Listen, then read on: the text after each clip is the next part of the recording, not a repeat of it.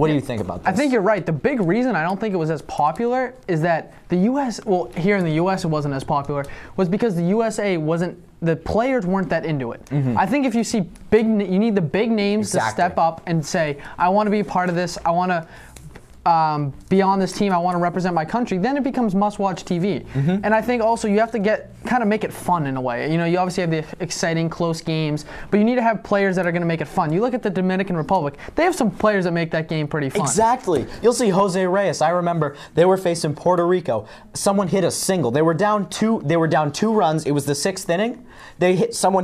Carlos Santana hit a single. Jose Reyes is out of the dugout screaming and yelling and cheering on his team. That's what I want to see. That's what I want countries to get fired up about. And I think also the other thing is that this Classic has to last a little bit longer.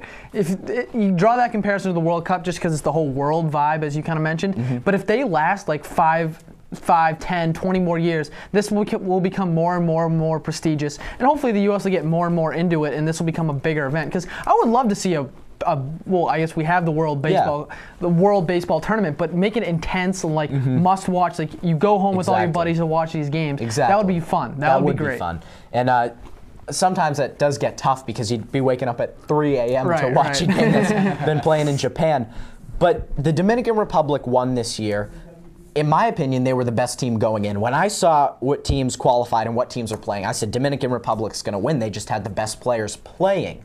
However, does the Dominican Republic have the best players in the world? I guess so. I mean, they did win the World Baseball Classic. They did beat other countries. I think Cuba might have some better players, and we don't get to necessarily see them all because of the Cuban. Well, we don't get to see them in the MLB because of the Cuban-U.S. issues. You see, there you go. My perspective is that you look at the Dominican Republic's team. Take any player from that team. Their best pitcher, Fernando Rodney. We have a comparable player, Craig Kimbrell. Craig Kimbrell did not play for the United States in the World Baseball Classic, but he had the highest wins above replacement among all relief pitchers last year. Craig Kimbrell is better than Fernando Rodney.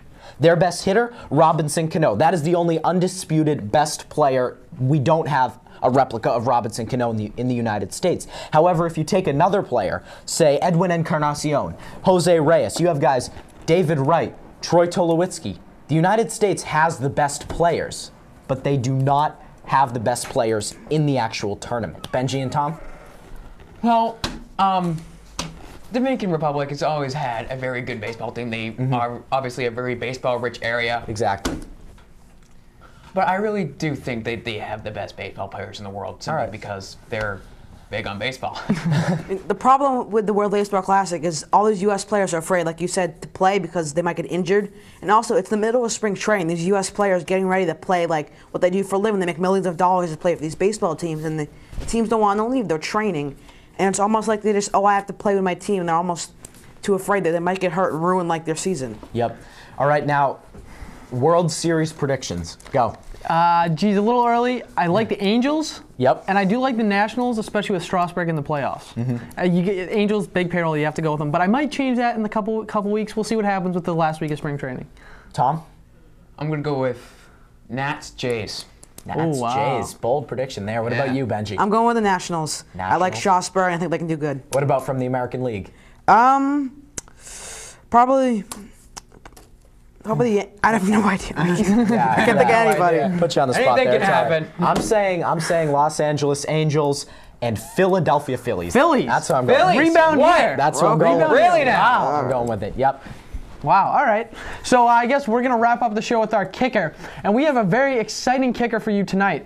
TJ, this guy, was at the Art Because Breast Cancer Foundation fashion show, which featured some very talented and exciting people, including Jimmy Young and Rob Gronkowski. Let's take a look at what happened there.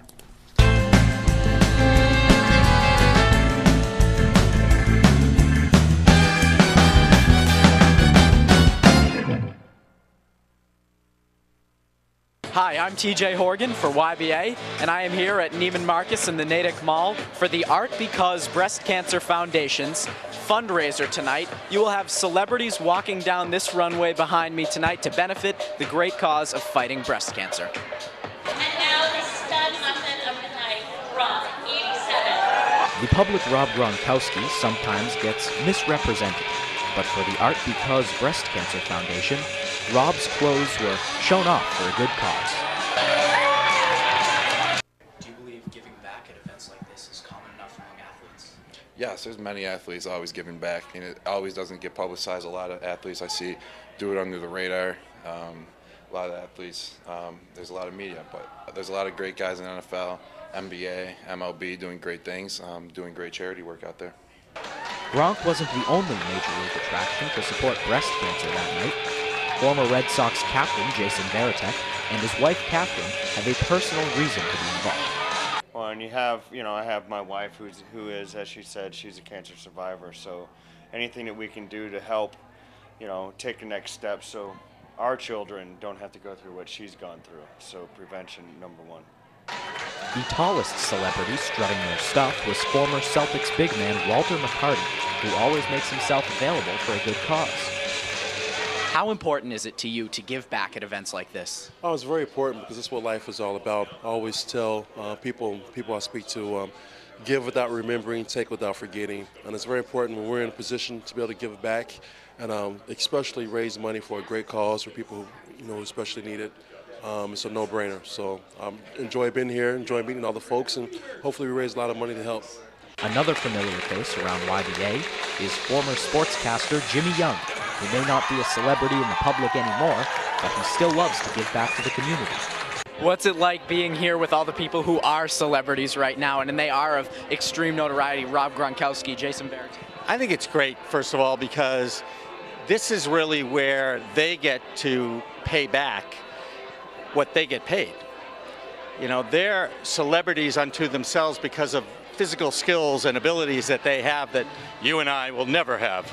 Although these people were the most recognizable, this evening would not have taken place without Ellie Anbond, a breast cancer survivor and founder of the Art Because Breast Cancer Foundation. Now, why did you take the route of finding environmental causes as opposed to trying to cure those already with breast cancer? Very good question, and the answer is because nobody could tell me why I got breast cancer. 90% of us have no family history. I don't have family history, so why did I get breast cancer? Nobody could tell me, so I decided to figure it out by funding scientific research. The answer's in the science. The most inspirational model that night was former Marine Pete Devereaux. His battle has moved from protecting our freedom to fighting breast cancer. First of all, I was shocked. I had no idea that men could get breast cancer. So when the doctor first told me I had breast cancer, I was shocked. I thought it was like a basketball injury or getting older, fatty tissue. So the first time the doctor told me over the phone, I was like shocked. And then you have to go from being a dude that has a woman's disease, you say, I got to get educated to find out, is there a cure out there? The whole night was uplifting, raising money and awareness for a great cause. Great job, TJ. That was fantastic stuff. Thanks. It was a lot of fun. It was a lot of fun being there. All right, so we're going to close it now. For John Hand, Benji, Dylan Volman, Tom Kelly, and Jason Siegel, everyone in the booth helping out with getting this show on the road and getting everything running. I'm TJ Horgan for YBA Sports.